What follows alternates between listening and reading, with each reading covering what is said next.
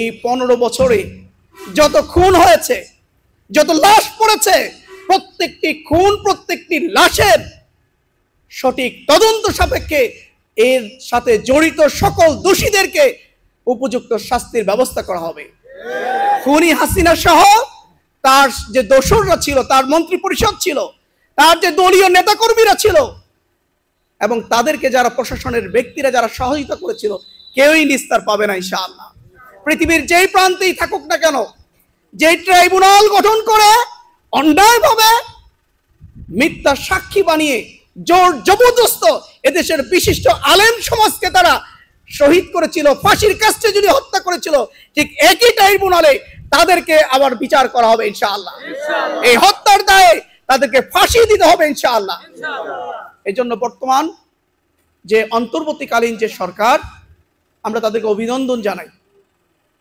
তারা খুব দ্রুত সময়ের ভিতরে বাংলাদেশে একটি স্থিতিশীল পরিবেশ তারা তৈরি করবেন।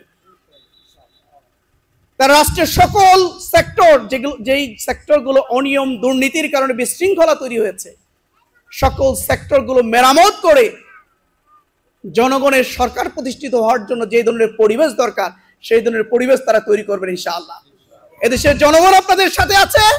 আপনাদের সাথে থেকে এদেশকে গণতান্ত্রিক রাষ্ট্রে পরিণত করার জন্য, জনগণের রাষ্ট্র প্রতিষ্ঠিত করার জন্য যা যা করা প্রয়োজন এদেশের ছাত্র সমাজ করেছে, আবারও আপনাদের পাশে থেকে সেটি করবে ইনশাআল্লাহ।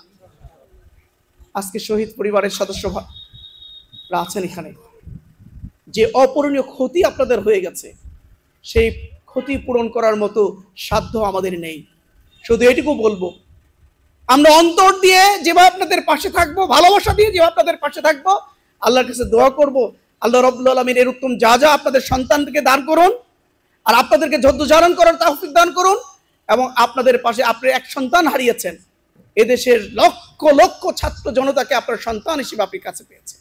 আমরা আপনাদের পাশে আছি, আমরা আপনাদের পাশে আছি, আপনাদের পাশে থাকবো ইনশাআল্লাহ। যখন যে ধরনের যে সহযোগিতা প্রয়োজন হবে আপনি আমাদেরকে বলবেন, আমরা আপনাদের পাশে এসে দাঁড়াবো ইনশাআল্লাহ।